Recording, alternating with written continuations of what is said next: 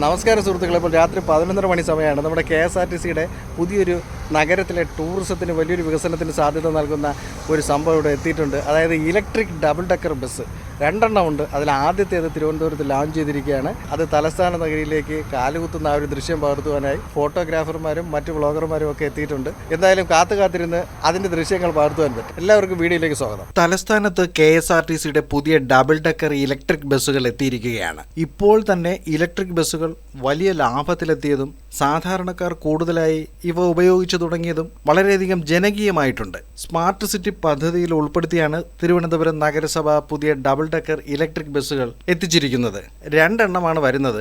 അതിൽ ആദ്യത്തേതാണ് ഇപ്പോൾ ഇവിടെ എത്തിയത്. തലസ്ഥാനത്തിന്റെ പൈതൃക കാഴ്ചകളുടെ ചിത്രങ്ങൾ ബസ്സിൽ പതിപ്പിച്ചിട്ടുണ്ട്.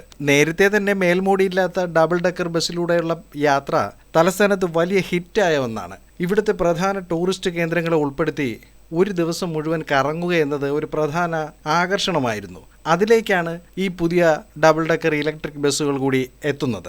രാത്രികാലങ്ങളിലെ നഗര കാഴ്ചകളും ഇതിലൂടെ സഞ്ചരിച്ച് കാണുവാനാകും. ഇപ്പോൾ 200 രൂപയാണ് ഇതിൻ്റെ ടിക്കറ്റ് നിരക്ക് നിശ്ചയിച്ചിട്ടുള്ളത്.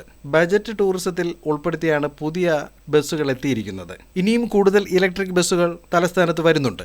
ആനയറയിലെ KSRTC സ്വിഫ്റ്റ് ആസ്ഥാനത്ത് പുതിയ ഇലക്ട്രിക് ബസ്സുകളുടെ വരവിന്റെ ദൃശ്യങ്ങൾ പകർത്തുവാൻ എന്നോടൊപ്പം പ്രമുഖ വ്ളോഗർമാരും ഫോട്ടോഗ്രാഫർമാരും എത്തിച്ചേർന്നിരുന്നു. എന്തായാലും ഈ ദൃശ്യങ്ങൾ നിങ്ങളിലേക്ക് എത്തിക്കുവാൻ സാധിച്ചതിലുള്ള സന്തോഷം അറിയിക്കുകയാണ്.